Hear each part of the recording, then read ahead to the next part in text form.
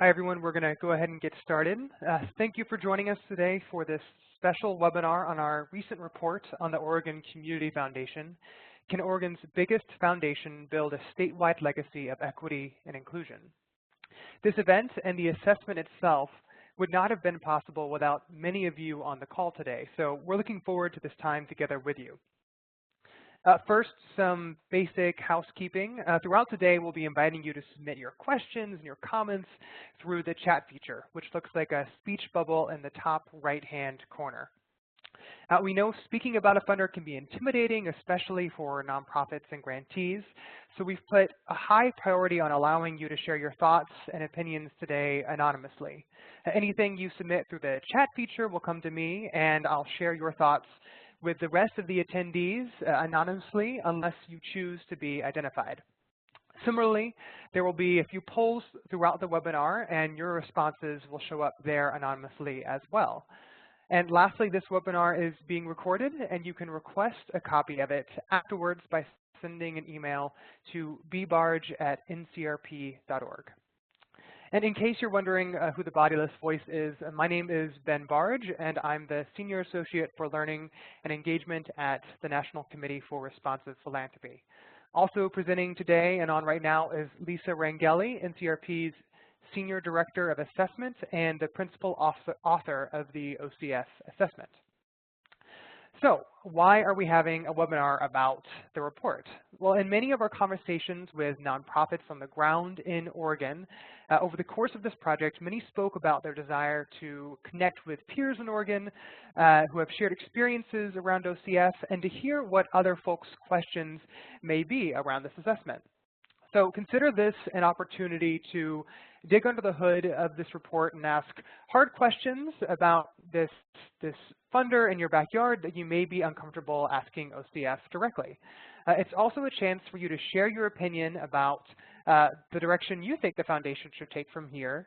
And later on today, you'll have the chance to vote anonymously about whether you agree or disagree with the recommendations NCRP lays out in the report, and share why. So we'll start with some anonymous polls to give everyone a sense of who's on the call. Then we'll give you a bit more context about us, OCS, and why this assessment came about in the first place.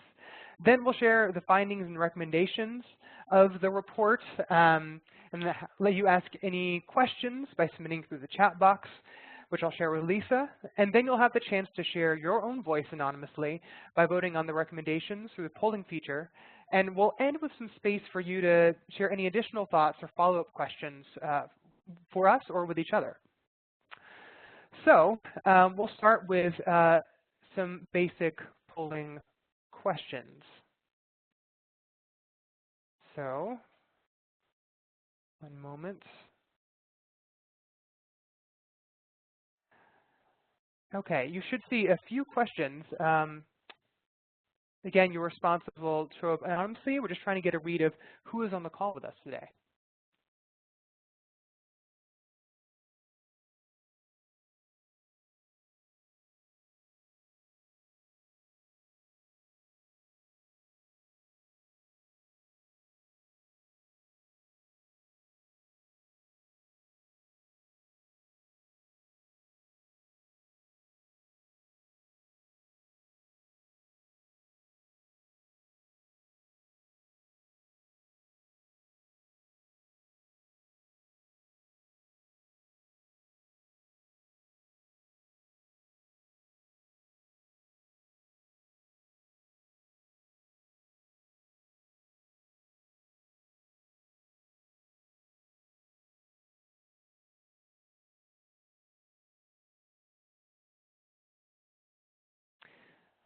We'll give you a few more moments. Looks like a couple haven't started and a few are finishing.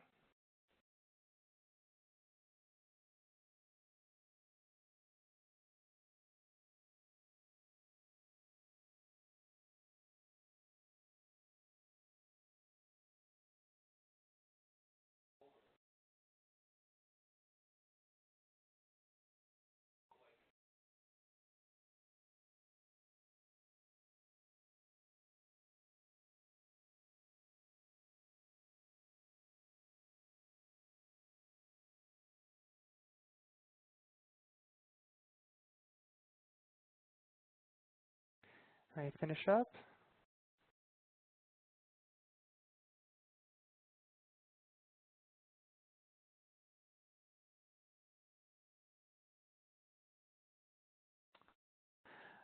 All right, it looks like 63% who responded are based in Oregon, 37% based outside Oregon. 37% are a nonprofit that primarily does organizing, advocacy, or civic engagement. 32% are a nonprofit that primarily provides direct services and programs, and 26% are a funder. 63% primarily represents an underserved or marginalized community. 42% say their work isn't targeted to specific populations, and 26% say their organization primarily represents a culturally specific population. And lastly, 5% say they are a current grantee, 5% say former grantee, and the vast majority, 84%, have actually never been an OCF grantee. Thank you, everyone, for sharing your responses. All right, now some brief background. So if you're not familiar with NCRP, we're a 40-year-old nonprofit based in DC that advocates best practices for philanthropy across the country. So we combine research and foundation assessments like this one in strategic campaigns to make sure that the voices of nonprofits and those with the least wealth and power and opportunity are prioritized by the philanthropic sector. And the term responsive philanthropy in our name means philanthropy that benefits the most underserved communities, is accountable and transparent to those outside its walls, and is effective. So Amplify is an initiative that is a chance for folks to give independent, unvarnished feedback to foundations from the community. This came about because we found in many conversations with nonprofits that many of them were afraid to give feedback directly to foundations. And many foundations, when they did assessments at all, wouldn't share them with the public. So this was really an initiative to help break open that bubble a bit and have more community conversations about the role philanthropy should be playing in their own backyard.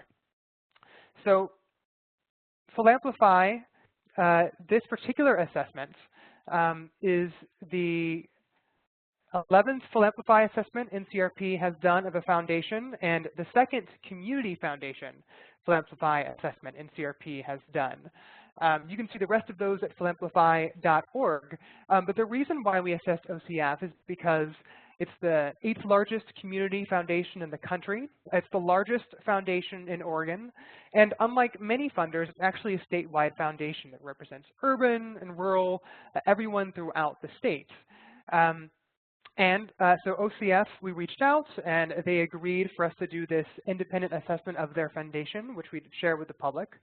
And so this is a chance to share that with a wider audience now. And lastly, we want to go ahead and flag that beyond the webinar today, we want you to consider NCRP as a resource. So if you're interested about further information about this assessment, our process, or what we've learned from other reports and assessments like this one, please get in touch. Also, if you're interested in sharing your experience with OCF with the foundation, with local media, with others in your community, let us know. And we can also help put you in touch with peer nonprofits in Oregon who have already reached out to us with interest in OCF's progress around diversity, equity, inclusion, and other best practices, and we're happy to serve as a resource in that way as well. So without further ado, I'm going to turn things over to Lisa, our Senior Director of Assessment at NCRP and the principal author of this report, who's going to share more about the findings and the recommendations and the methodology, and more importantly, give you all a chance to ask any questions or add any thoughts that you might have. Oh, thank you very much, Ben. And thank you, everyone, for being with us today. And I just want to make a slight correction. I wasn't the principal author. I was the co-author with Caitlin Duffy, who I'm representing as well, although she's not able to join us today because she's on vacation. But it really was a joint effort on our parts. And we couldn't have done it, as Ben said, without many people who are on this webinar or who are not on the webinar but who took time out to answer a survey or be interviewed by us, and so we're very grateful. And if we didn't interview you, it's only because we didn't have the capacity, but we certainly wanted to get as many perspectives as we could. And we're also grateful to the Community Foundation. When we approached Oregon Community Foundation CEO Max Williams, we let him know that we were going to do this independent assessment, whether they participated or not, but he saw this as an opportunity for learning, I think, and devoted quite a bit of his staff's time to providing us information, letting us interview the staff, and in particular, Sonia Warsaw on their staff spent a lot of time working with us on this, and they gave us substantive feedback on the draft report. So kudos to them for wanting to get this kind of feedback when given the opportunity. So I'll get into some of the details, and just keep in mind that the goal of Amplify is to make sure that we give this feedback in a way that's nuanced and comprehensive, which is why we do have reports that are rich with information. So I'll try to highlight things throughout the report and where you might find them, but keep in mind that I'm distilling a lot of complexity for the purposes of this webinar. So first off, let me just advance the slide here. Let me just talk a little bit about what we measured, and we apply roughly the same criteria, basically the same criteria to all foundations that we assess. So we've modified those criteria specifically for community foundations. So we're happy to share more details about those measures. But in short, the things that were most important to us were, first of all, was the foundation a good partner to its grantees and to the communities that it seeks to serve? And then specifically, are the foundation's goals, strategies, and outcomes seeking to advance equity and social justice? Is the foundation specifically funding policy advocacy and community organizing among the communities that are facing disparities in order to advance equity and social justice? And to what extent is the Community Foundation encouraging its donors to similarly fund those types of organizations and causes? And then finally, beyond its grant making, how is the foundation exercising public leadership to advance equity? So those are the key things we look at. And in the case of Oregon Community Foundation, the way we gathered that information was we reviewed extensive materials that the foundation provided, and they provided a lot of information that was not already publicly available, which was very helpful. And we've encouraged them to share a lot of that information with the public because it provides insight that people might not otherwise have about the foundation. The foundation provided us with the information about all of the grantees, all of the nonprofits that received funding through its competitive programs between 2012 and 2014. So if there were donor-advised funds that gave grants, those were not included in the survey. And we had a 39% response rate, which was fabulous. So 276 individuals filled out the survey. And then we interviewed 61 people. A lot of those people were part of the OCF family, as they describe it, staff, donors, volunteers, board members. And then we interviewed a lot of nonprofit leaders who either are currently receiving grants, have received grants in the past, and those that have not received grants. And then we interviewed other stakeholders such as peer funders in the state, state government leaders who were familiar with OCF's work. And we wanted to make sure we had diverse representation in all variety of ways, urban, rural, in terms of getting perspectives from communities of color and LGBT communities. So we strove for diversity in every different way we could in terms of the feedback we were getting. So now I'll go ahead and talk a little bit about what we found, and then we'll give you some opportunity to ask questions before I talk about the recommendations. So the first finding was about the foundation's statewide presence. So One thing that the foundation was really praised for is the fact that it has all these different structures and avenues for folks to feel like they're getting touched by the foundation throughout the state. So, for example, there are regional leadership councils. There are regional offices with OCF staff throughout the state. And the foundation has a community grants program that relies on volunteer evaluators. So people in the community who are going to visit with grantee applicants to find out all about them and to report back to the foundation. So rural communities particularly praised this. It made them feel like the foundation was getting out there. And overall, the feedback from grantees was very positive. However, when we looked at the responses from specifically leaders of color and LGBTQ leaders, there was more nuanced response, either yes but, or no but, or just no, this isn't my reality. So it just shows the importance of looking at responses in a way that you understand the different populations and audiences and how their experience may differ. Aggregate data can sometimes mask those kind of differences. So that was an important methodological issue for us. And in particular, that feeling of not being included was matched by the reality that a very small percentage of OCF's competitive or discretionary grant dollars are actually going to organizations that are culturally specific or LGBTQ led. So this is data from through 2014. The state, Max Williams, the CEO, has reported that the foundation has been increasing that percentage and amount of funding going to those types of organizations. So it may be that in 2015 and this year we'll see an uptick in that, but we were going with the most current data we had available.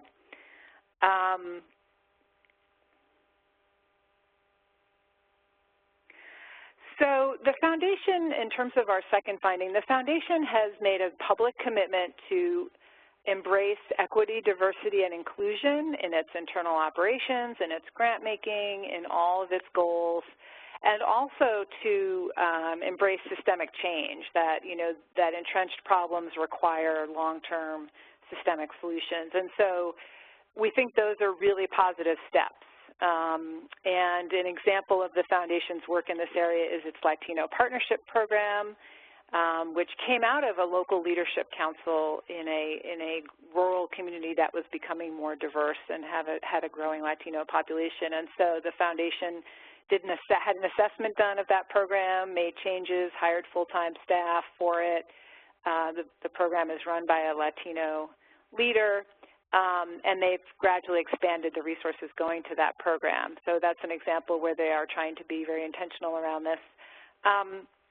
But a lot of the interviews that we had showed that sort of where the rubber hits the road, people aren't seeing the impact of these internal efforts yet. So it was really a striking dichotomy to hear the OCF staff talk very earnestly and enthusiastically about the ways that they're trying to embrace equity, diversity, and inclusion, and then to hear leaders of color and LGBTQ leaders saying, I don't see this, I don't see the evidence of it out in the world. So I think that's a challenge for the foundation to grapple with that disconnect.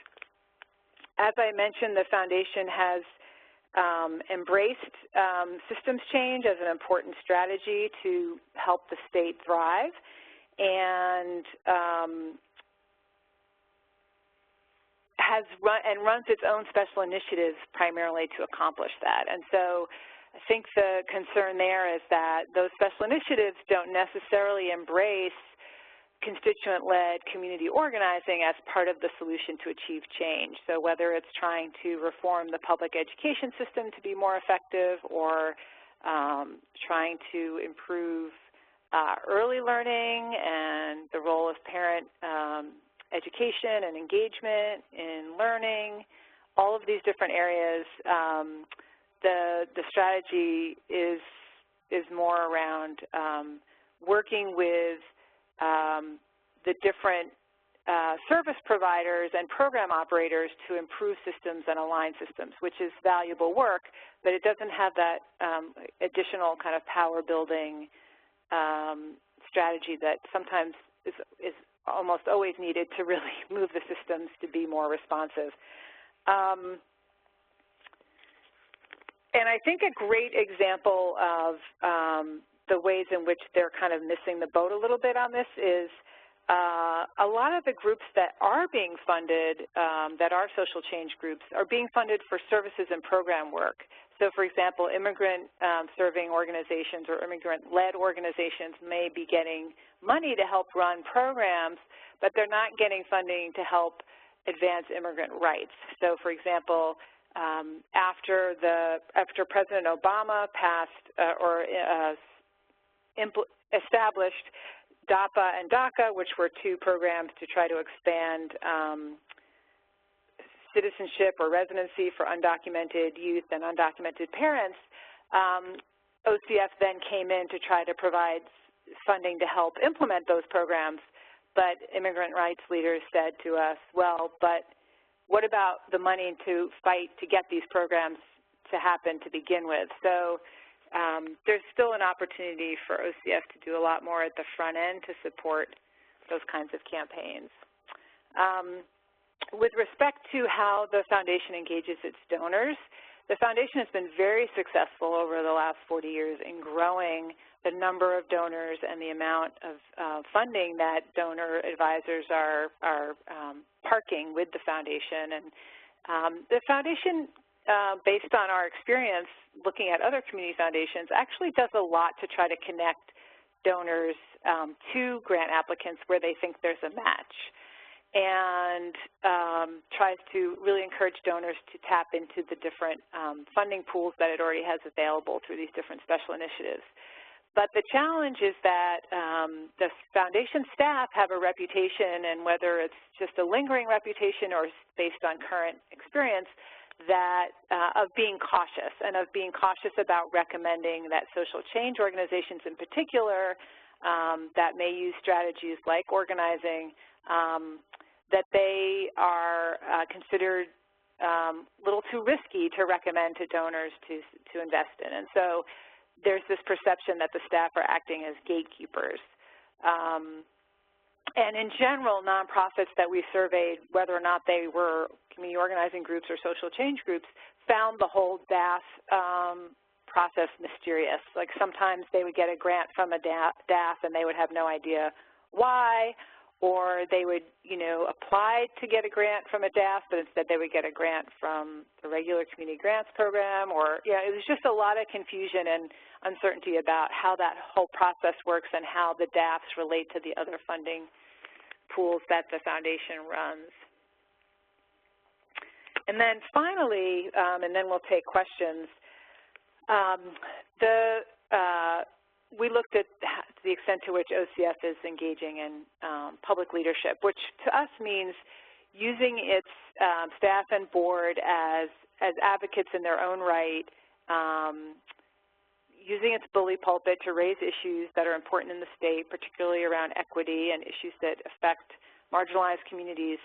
And so what was really clear was that the foundations saw it as an important moment when the board agreed to take a stand on the children's dental health issue, and when there was a ballot question around fluoridation of water, that the foundation supported organizations that were advocating for that, and that was seen as kind of a turning point within the foundations.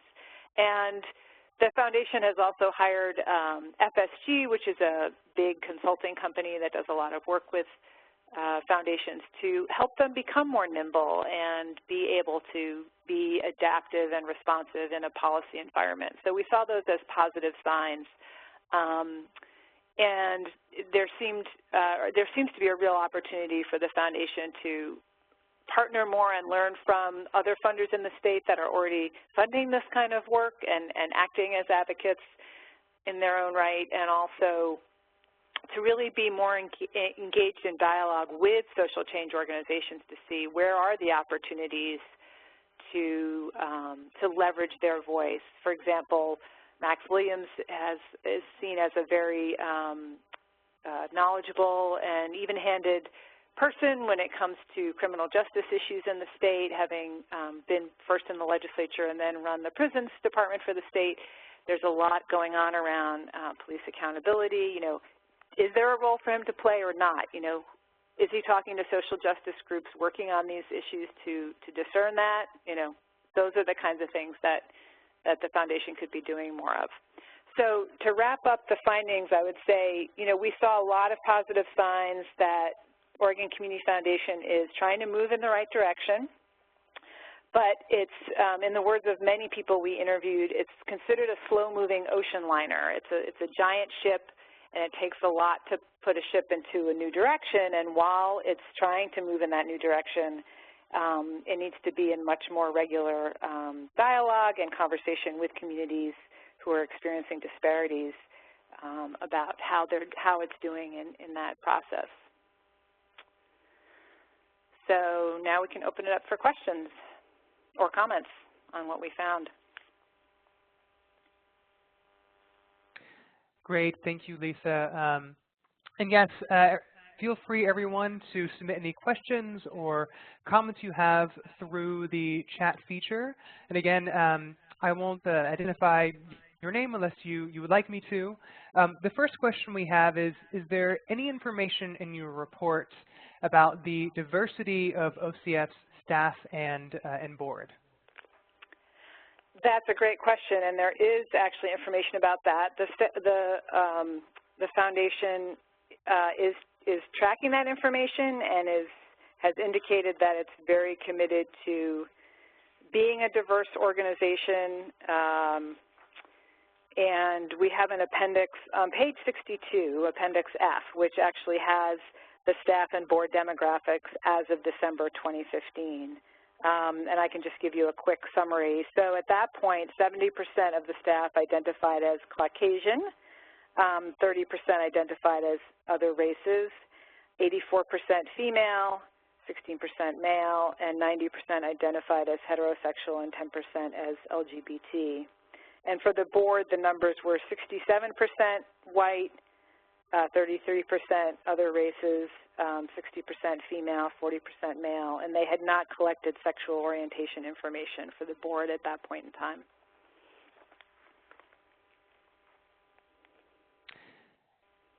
Thank you, Lisa. Another question we received is, this person says, I missed a bit of the webinar, but does OCF plan to fund advocacy organizations, particularly if they are working on critical social justice issues that have obvious connections to equity? I think that's a great question. I think their answer would be that they are already doing it, and I think that they can really be stepping up and doing it a lot more. And I think they need to look at what aspects of the work are they funding. Are they funding direct advocacy, direct organizing, or are they funding other sorts of things that may support the organization but are not supporting its core advocacy and organizing work? So I think this is an area where the foundation can really be challenged, encouraged, pressured to do a lot more, and to track its grants in a way that enables folks to see the extent to which they're doing that. Thanks, Lisa. The next question we have is, are there good examples of how other community foundations do a better job funding organizations of color and a range of strategies? OCF is more charitable than strategic, so are there strategic community foundations? That is a great question. There are strategic community foundations. Some of them have been winners of the NCRP Impact Awards. So if you go to NCRP.org and look up the Impact Awards, you can see who those are. But for example, the California Community Foundation has a very strong commitment to social change and social justice and funds a lot of grassroots community organizations. They're a great example off the top of my head. The New York Community Trust, which is the other community foundation we studied, does fund advocacy and organizing. They don't fund it to the extent that other social change grant makers do in New York City, but they do fund it, and we recommended that they fund even more so.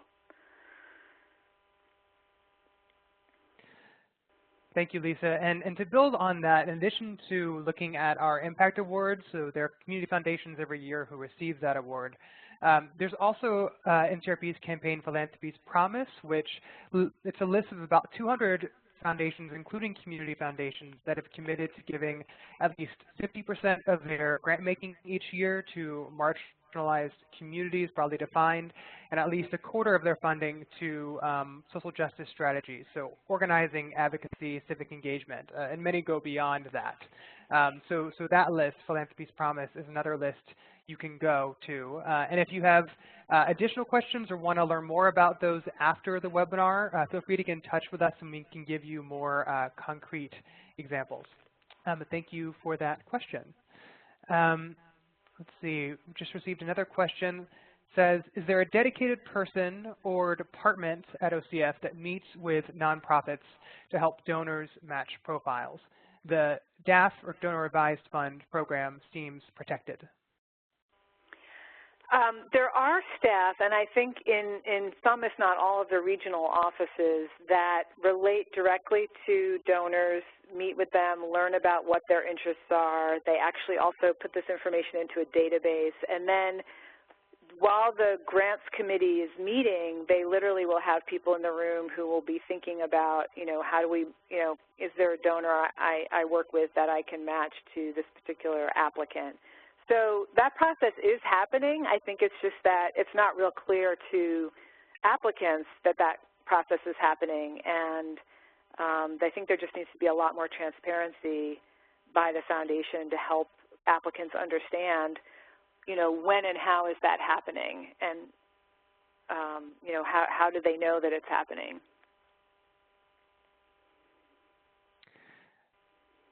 Great, thank you, Lisa. Someone asked whether the Oregon Community Foundation had signed on to that Philanthropy's Promise initiative that NCRP has run, and the answer to that is that they have not. One other person asks, there's a specific Latino initiative by OCF, which is great, but what about other communities of color in Oregon?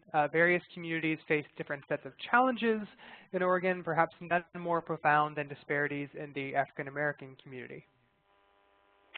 Yeah, I think that's an excellent point, and I think that the foundation is still trying to figure out the best way to be responsive to other communities of color, and also not even all the organizations that work on Latino issues get funded through the Latino Partnership Program. So there's definitely a lot more that the foundation can do to make sure it's supporting African American populations, Asian American, Native American, and it gets back to that small 6%, that we when we analyzed their grants data, that only 6% was going to fund any of these communities. And when you look at the total population of the state and what percentage are communities of color, and then the very small percentage going from OCF, if anything, they should be funding at levels higher than what the population represents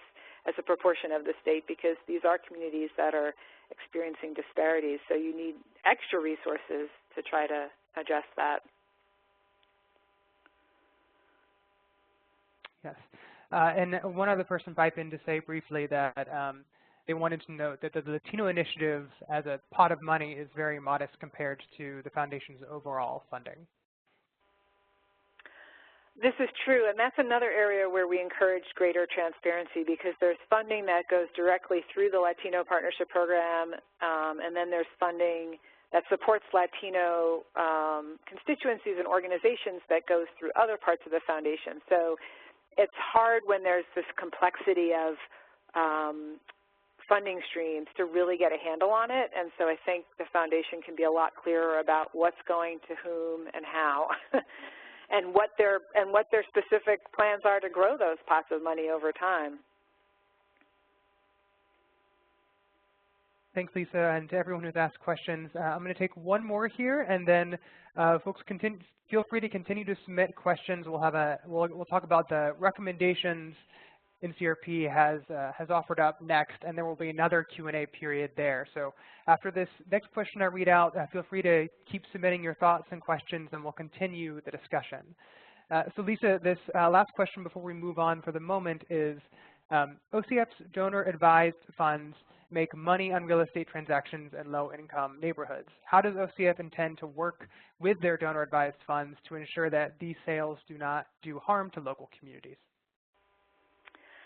I think that's a great question. I don't think OCF has answered that question. I think, you know, they have some ways in which they want to make sure that their donor advisors are not, you know, discriminating or doing things that are blatantly going against the foundation's mission. But I think this is a very specific example that it's worth asking the foundation. How do they plan to address that and make sure that they're not working at, that their donors are not working at cross purposes with them? Thanks, everyone. Keep those questions coming, and then in the meantime, we'll move on to the recommendation section. Great, thank you, Ben. So we had 6 primary recommendations. Within those, there's some sub-recommendations, but I'll just quickly go through those, and then we can have further questions and hopefully some opportunity for you guys to let us know what you think of these recommendations. So we recommended that the foundation build on the positive things, the things it's doing well, which is that it does have this statewide reach, and it's serving all the different communities of the state. However, we mentioned that there are ways in which these staff structures and these volunteer structures are not necessarily supporting their equity goals as well as they could. And a specific example is that you know, these community grants evaluators, we got a lot of complaints from LGBT and leaders of color that these volunteer evaluators who were very well-meaning were not really culturally competent to assess grants that were either social change grants because they didn't really understand the world of advocacy and organizing, or grants serving communities of color or other constituencies that these grant evaluators just didn't know anything about. So to really truly be responsive statewide and in all different communities, that's an area that the foundation has to tackle. And as we often see, there's way more opportunity to increase core support or general operating support and multi-year grants, which are the most effective ways to support nonprofits, whether social change or other nonprofits. So as we alluded to earlier, there's a very small percent going to communities of color, and there's a very small percent going to specifically to advocacy and organizing. So we recommended funding at much higher levels. You know, particularly if the foundation is already funding the services or programs of those organizations, give funding that's going to support their advocacy and organizing work. We talked about this role as a public leader to see how the foundation can do more and do it in a way that really is driven by the needs of constituency-led organizations. So take cues from the organizations on the ground trying to move these issues and look at ways that the foundation can be more of an advocate in addition to funding them. One quote from a nonprofit leader was, "Take positions on important issues and use clout to bring people to the table." So that's an example of feedback we got around that recommendation. Around the equity, diversity, and inclusion, the foundation, as I mentioned, has shared with us its internal benchmarks for how it knows it's going to be making progress on equity, diversity, and inclusion. We really encourage the foundation to share those benchmarks and progress on those benchmarks publicly, and create transparent feedback loops to strengthen relationships with community leaders around its progress, and to have that sort of constant check-in, like how are we doing? Are we, you know, we think we're doing better. We've put all this effort into training our grant evaluators to be culturally competent. Are you seeing improvement? You know, they need that kind of ongoing real-time feedback.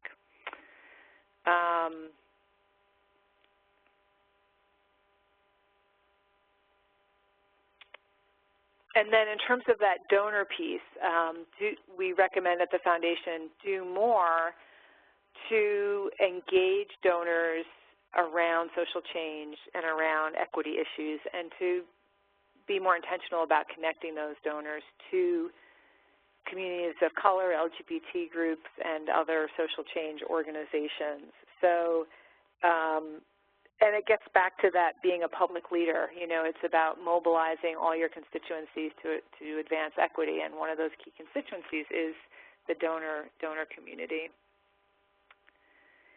And then finally, the foundation has actually done some good work around mission investing. So it does invest money, for example, in community development organizations that are doing lending to minority-owned businesses or women-owned businesses. So there are ways that the foundation is supporting not just rural economic development, but also economic development among communities of color in Portland and in other parts of the state. And so we encourage them to do more of that, to kind of preach the gospel around how mission investing can advance equity and put more resources and capacity into doing that. So that's, in a nutshell, the 6 recommendations. So again, there's an opportunity for questions, feedback, comments. And just to clarify, the mission investing is taking the endowed funds. So not necessarily, not the donor-advised funds, but the funds that the foundation has that it has control over and can leverage beyond just that 5% or whatever percent it's putting toward grants every year. There's that other 95% that's sitting and being invested, and it can be invested in ways that advance the mission.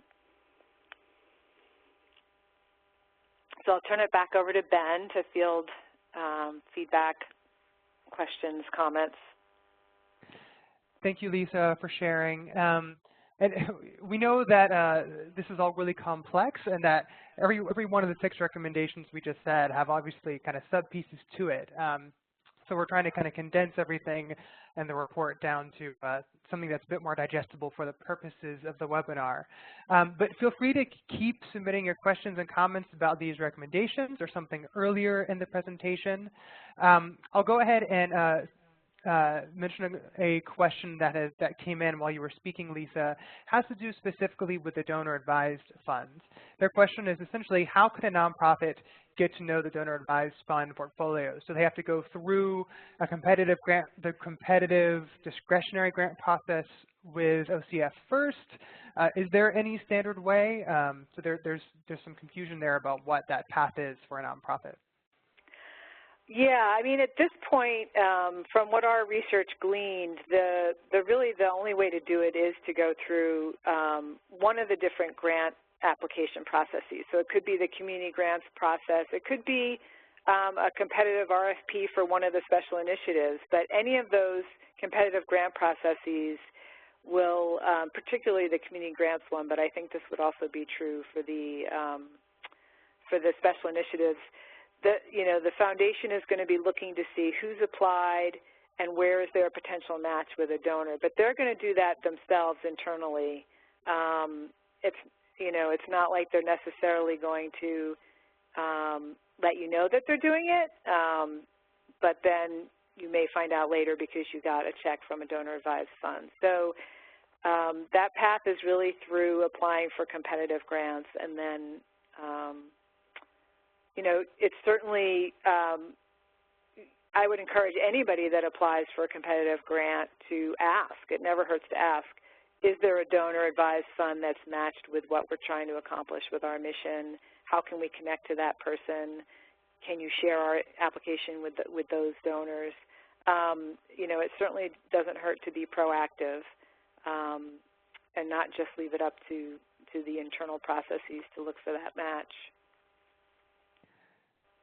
Thanks, Lisa. We've got one more general operations question, and then there's a question specifically about recommendations. One person asks why OCF, if we know whether or why OCF hasn't done more to promote giving days. That's a great question, and I don't know the answer to that question. My guess is that they would say that that it's not necessarily going to yield the kind of bang for the buck that they think it would. But I have not specifically asked them that question, so I can't really speak for the foundation. Sure. One question we've received says, for recommendation number 2 on strategies, organizing, and advocacy, is that a board level decision or one that the executive director could make given what you know about OCF structure? So how would OCF make the decision to fund more organizing and communities of color? That's a great question. I think that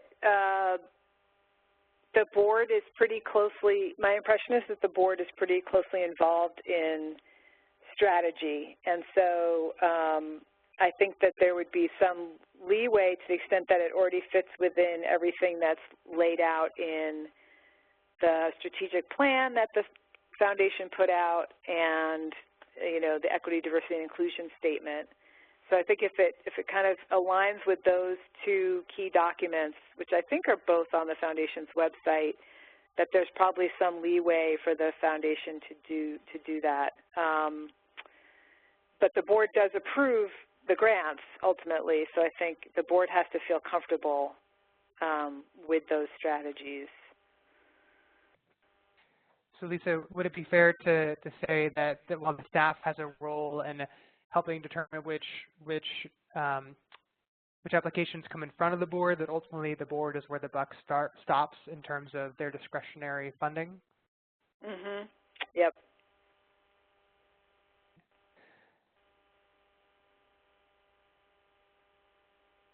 Thank you for those questions, everyone. Are there more questions about the recommendations or the findings? Again, you can submit those through the chat feature in the top right-hand corner. It looks like a speech bubble.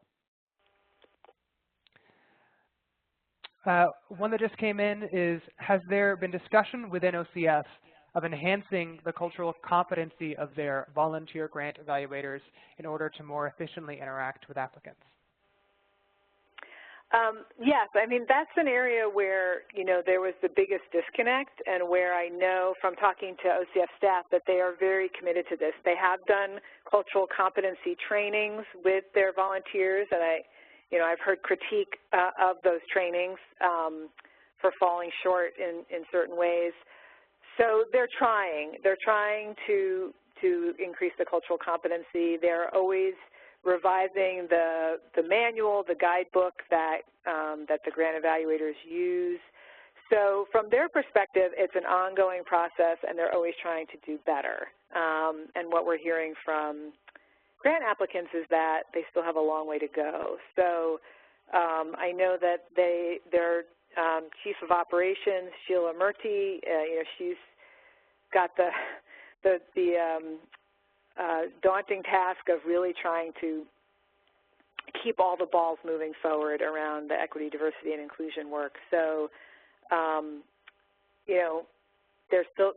they are actively trying to do it, and they clearly still have a ways to go. But I know that I don't know this firsthand, but from what I've been told secondhand, that they are very committed to keeping that volunteer grant evaluator role. So they would not shift to having it be exclusively a staffed role. So that those community grant evaluators, it appears, are not going to be going away as a key part of the community grants decision-making process. So it is important that they grow their cultural competency, as quickly and effectively as possible.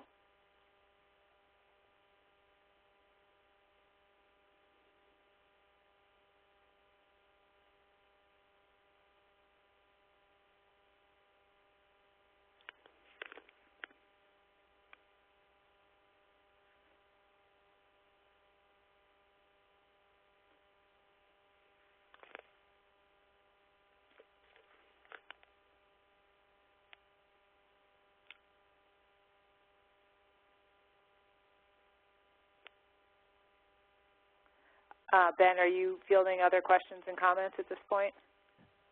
Oh, sorry about that, everyone. I had myself on mute. I was about to say, we're going to take a couple more questions quickly right now about the recommendations, and then we'll give you a chance to vote on the recommendations themselves, whether you agree or disagree with them. And we'll still have a few more minutes after that till about 12:15 Pacific time to have further discussion. So if we don't get to your question here, there will still be more time. One question is there a way to support OCF's movement towards equity, diversity, and inclusion by offering recommendations for trainers or consultants? And is there anyone responsible in particular at OCF for this EDI work? Yes, I think that's an excellent suggestion, and I think I just mentioned Sheila Murty, M-U-R-T-Y, so she is the key point person, but Max Williams, the CEO, is very hands-on with this as well, and he clearly has, I think we said in the report, kind of an informal kitchen cabinet of people that he checks in with periodically about how they're doing. But Sheila is the main person responsible for driving the work forward, and I think suggesting consultants or other resources is a great idea. If you feel comfortable doing that directly with her, I think she would be open to it, or if you want to funnel them through me or Ben, we'd be happy to pass along that information for what it's worth. Great. One more quick question we'll take here, and then we'll continue with the rest after the voting section. Someone asks, is there an application and recruitment process for volunteer grant evaluators that we know of? There is a process, and I could try to get back to you with more specifics about what that process is, but they do recruit new volunteers, and I heard some critiques of that process, but it was from the kind of not super recent but older time in terms of kind of the level of professionalism that was expected of recruits, and the interview process was like interviewing for a job. So I don't know if that's still the case, but I'd be happy to try to get more information and shoot that back out to everybody who signed up for the webinar around how they are soliciting and vetting potential community grants evaluators. Great, thank you, Lisa, and thank you to everyone who submitted questions so far. We have a couple more great ones, but I think they'll be great to kind of pitch up the discussion in just a few minutes. So right now, we're going to go ahead into the voting section. So like I said, this is a chance for you to just quickly say, agree or disagree with the 6 recommendations that we shared with you just a few moments ago. So again, this will be through the polling feature. You'll see these pop up, and just you can quickly put in your response. Again, these are all anonymous, so whatever you say, you're the one who will know about it, not the rest of the folks on the call. Okay, so here is the first one, opening now.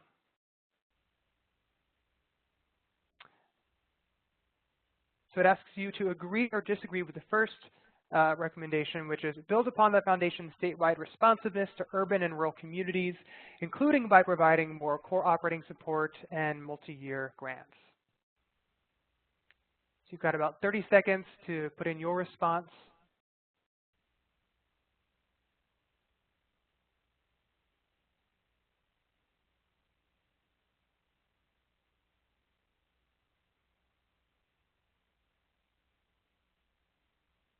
All right, about 20 seconds left. We have a few folks who are making their decision or haven't quite started yet.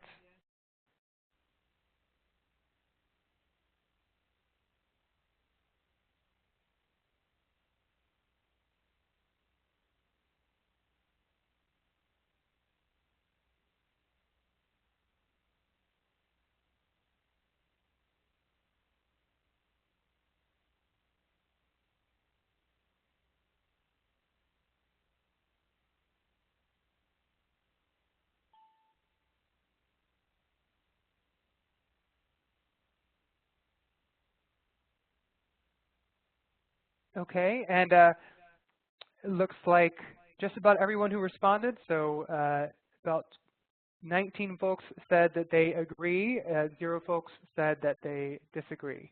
Thank you, everyone. The next question is coming up.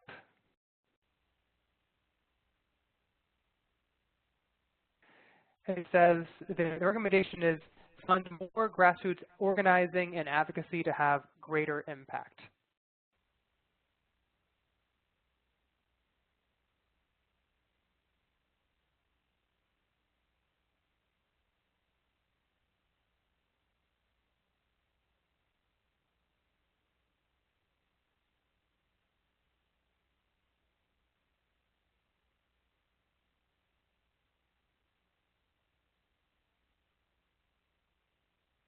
About 20 seconds left.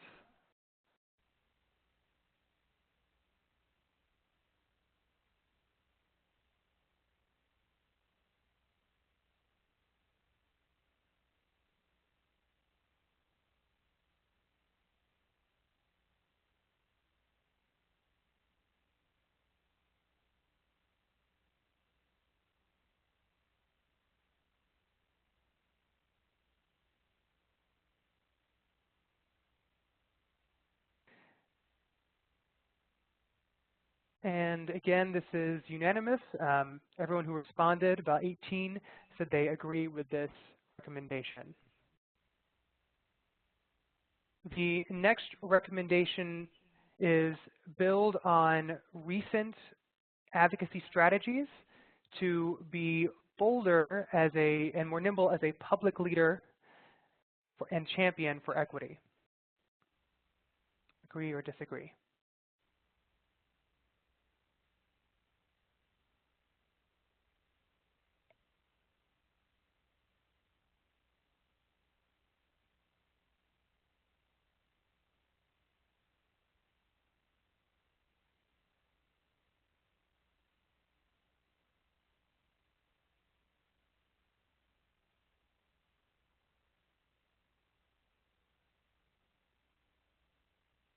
All right, you've got a few more seconds.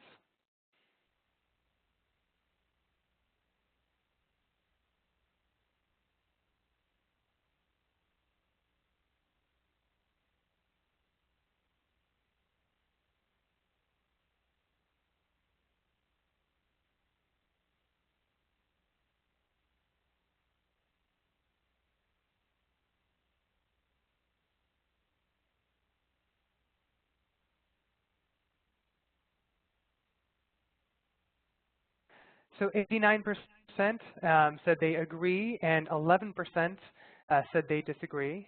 Thank you, everyone. Just a few more.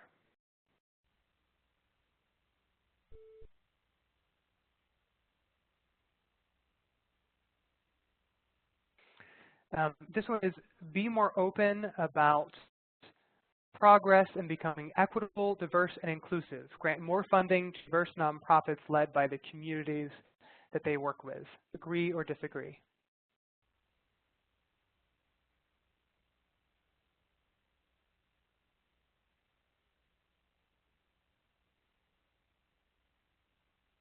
All right, you've got about 30 more seconds.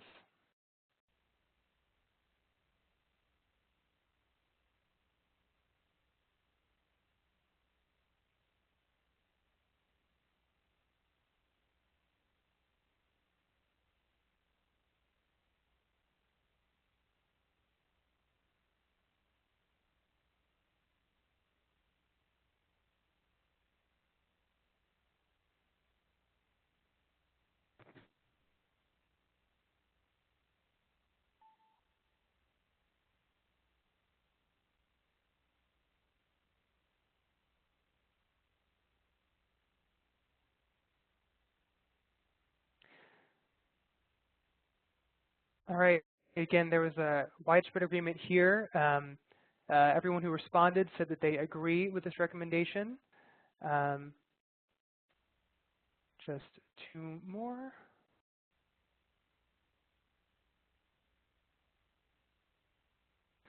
It says the recommendation is build on effective donor cultivation engagement by connecting donor advisors to communities of color, LGBTQ groups, and social change organizations. Agree or disagree?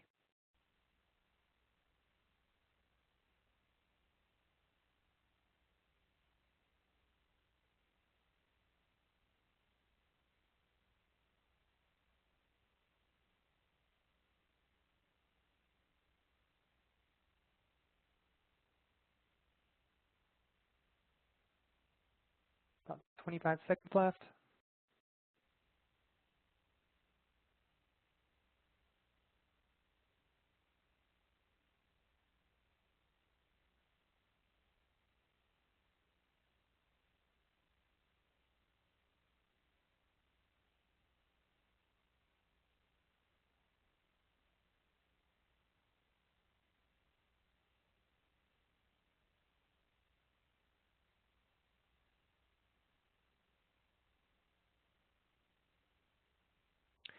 All right, 95% said they agree, 5% said they disagree. And last but not least,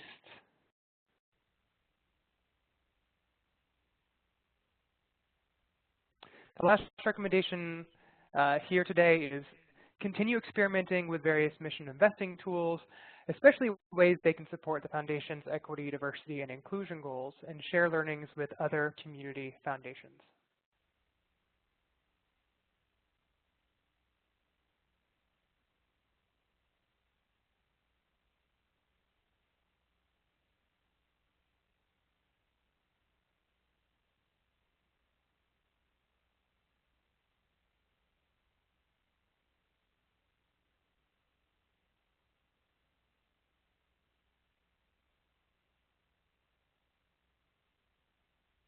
Just a few more moments.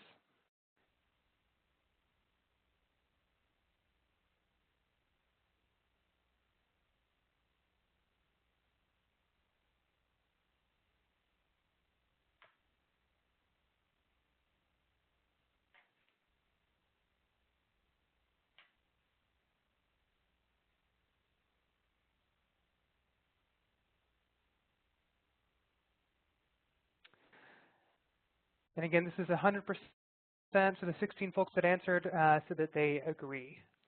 Thank you, everyone, for taking the time to share your thoughts and your responses. We want to take the last 10 minutes or so of our time together to continue the discussion. And we want to go ahead and just preface the fact that, obviously this is a conversation that has been going on for a while in Oregon and will continue to evolve past today. But we want to thank you for everyone who's submitted their thoughts so far, and we encourage you to keep doing so through the chat feature. One question we have is, can you tell us if OCF has determined next steps? Lisa, yeah, that's also that's a great question. So I think that part of the challenge in their response to the report is they feel that they're already doing all these things. Like I think they would look at their recommendations and say, we're either already doing these things or we're on track to do them.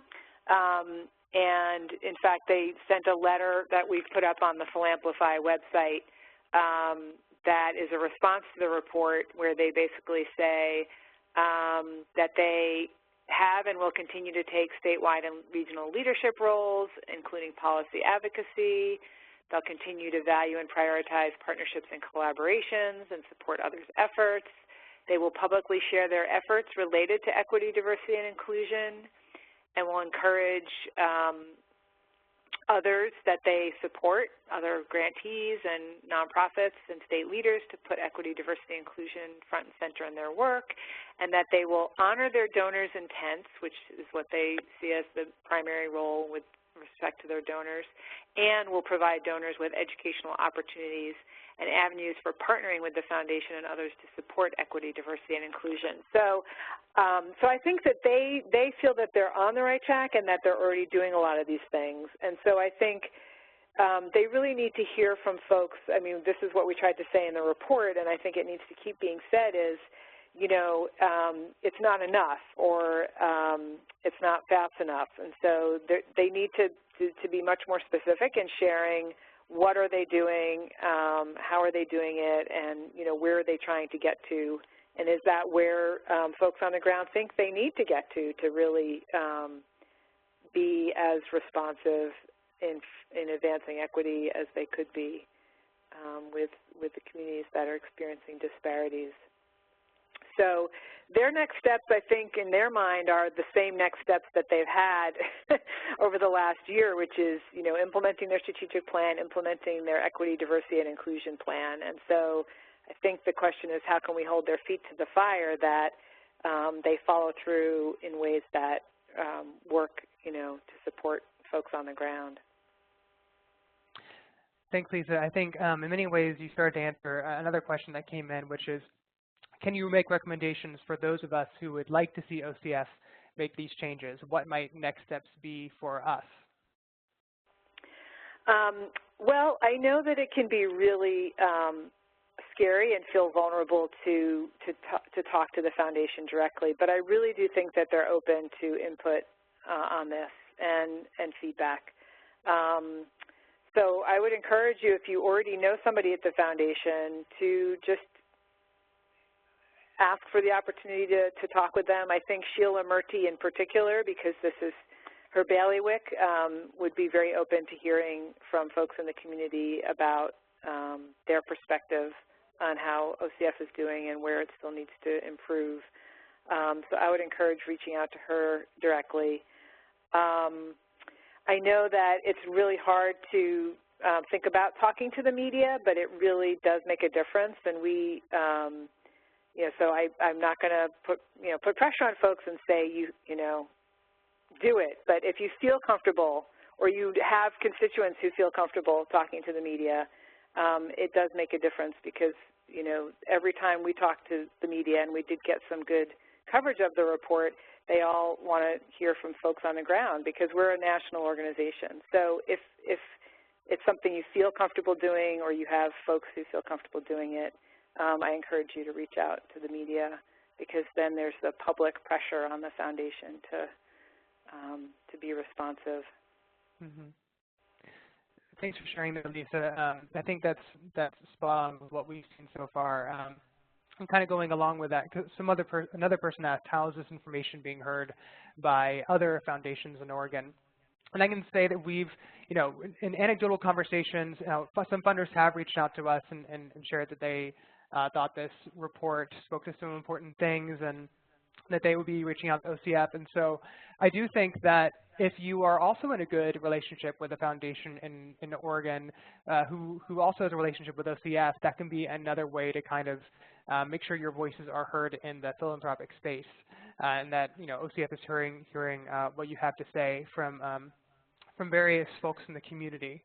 But I also want to say, as you all are thinking about all of these things, as Lisa mentioned, we have had some coverage of the report already, and so if you are interested in sharing your experience in some way but aren't quite sure how to do it, or if you are interested in connecting with other nonprofits in Oregon who have an interest in this work and with seeing OCF change in these ways, we're also happy to put you in touch with nonprofits that have already reached out to us through the course of this project.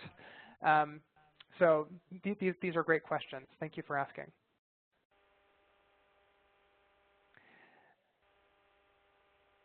Lisa, we've got one other question about one of the recommendations, which is, they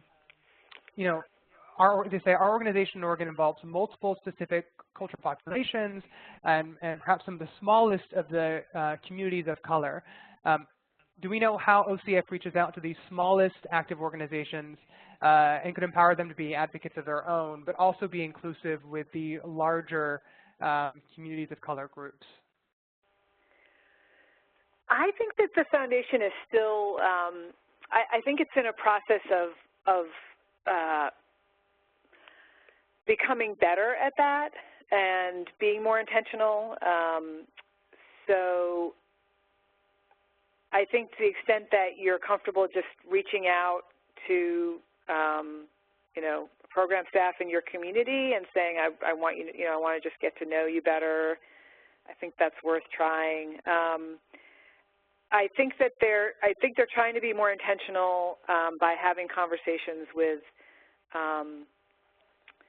you know, with leaders that they're already in relationship with to say, you know, kind of who else is out there in the landscape that we're not aware of. So I think they're started on that process, and I know they're also doing it in the LGBT community. They're trying to, you know, make sure that they're being more intentional. So they're still very much figuring that out, and it's in process. So I know that with specific funding initiatives that they're looking at trying to make sure that they're funding organizations that are directly serving communities rather than, say, fund an organization that has a long track record with OCF but that isn't really active or culturally competent in specific communities. So I think there are entry points, and I think sort of, you know, applying for community grants, if you have the capacity to do it, is a foot in the door. Even if you don't get the grant, it's an opening to the foundation to start to get to know who you are. And I know it can be onerous to do it, but I think, so reaching out directly, if you are in conversation with larger organizations that you know are in conversation with OCF, ask them to create an entree point for you. If you have the capacity to apply to get your foot in the door, then go ahead and do that as well. And look to see what kind of RFPs they're putting out for their special initiatives as well, in case there's a match there. Thanks, Lisa. Just to close, you know, one person one nonprofit person on the ground in Oregon who worked with us in this report said that, you know, if there's interest in developing a community response, that there are folks here in Oregon willing to meet and evaluate options for moving forward. So as you know, as you all heard through the voting that you did today, there's a lot of agreement on these recommendations, a lot of interest from the questions we received. And so if you are interested in continuing the conversation with other people on the ground in Oregon, we are certainly happy to help connect you to those folks. So to close, you know, we want to thank all of you for your time today. We encourage you to stay in touch with us, myself, and with Lisa. Our contact information is here, both individually and for the organization. And so feel free to reach out after this webinar today by phone or by email. And we just want to thank you for your time. We know you all are very busy, really working hard to advance social change in Oregon and beyond. So thank you for your time, and please don't be a stranger. Yes, I just want to thank everyone again for participating, and I'm available to follow up with any questions or feedback. Feel free to call or email me. Thank you. Great. Thanks, everybody. Take care.